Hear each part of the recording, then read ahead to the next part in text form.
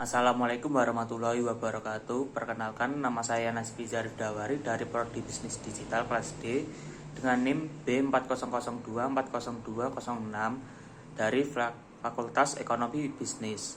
Nah, kali ini saya mau membahas permasalahan besar yang terjadi pada TikTok Shop terhadap UMKM lokal. Jadi, dulu pas TikTok Shop bersaing ketat dengan UMKM lokal, ternyata harga barangnya menunjukkan variasi. Ada yang bilang harganya tetap, ada yang naik, dan ada yang makin murah.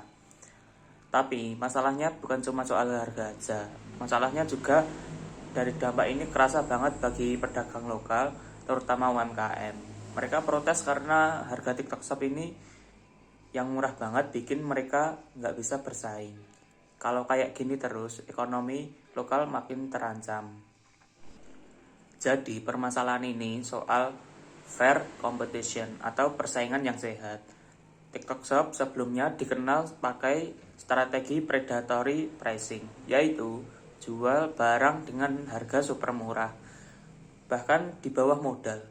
Strategi ini bikin UMKM dan pedagang lokal kayak di Tanah Abang, itu dia nggak punya daya saing.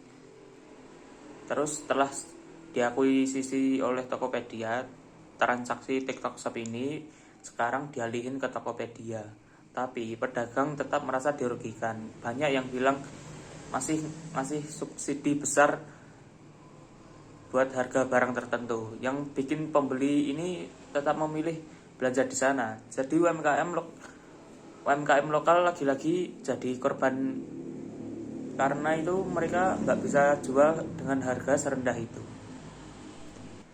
Menurut saya, masalah ini harus banget dikritisi. Karena TikTok Shop ini memang pintar banget memanfaatkan strategi marketing digital untuk menarik pembeli. Tapi kalau dampaknya sampai ngancurin pasar lokal, ini udah gak sehat. Karena kita nggak bisa terus bergantung sama platform asing yang mendominasi pasar. Untuk konsumen, kita juga punya peran penting di sini. Jangan cuma tergiur dengan harga murah, tapi pikirin juga dampaknya.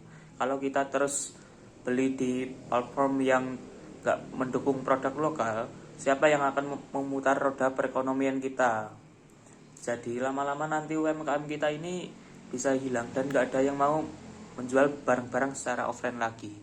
Dan buat pemerintah, aturan kayak Permendak nomor 31 tahun 2023 ini udah bagus, tapi implementasinya juga harus lebih tegas. Kalau TikTok Shop masih main subsidi dan bikin pasar lokal kewalahan, harus ada pengawasan yang lebih ketat. Jadi saya berpikir ada beberapa solusi yang bisa kita lakukan. Pertama, TikTok Shop itu harus lebih bijak dalam strategi harga. Mereka bisa fokus bekerja sama UMKM lokal, misalnya dengan promosi barang atau ngasih soal digitalisasi usaha. Yang kedua, pemerintah perlu bikin aturan yang jelas soal predatory pricing ini. Jangan cuma fokus di transaksi langsung, tapi juga awasi strategi yang nggak sehat ini. Dan terakhir, sebagai konsumen, kita harus mulai sadar kalau ada pilihan untuk beli produk lokal, kenapa nggak kita dukung? Ini bukan cuma soal belanja, tapi juga soal keberlanjutan ekonomi kita sendiri. Jadi sekian dari pembahasan saya kali ini. Terima kasih sudah menonton, dan jika ada salah kata saya mohon maaf.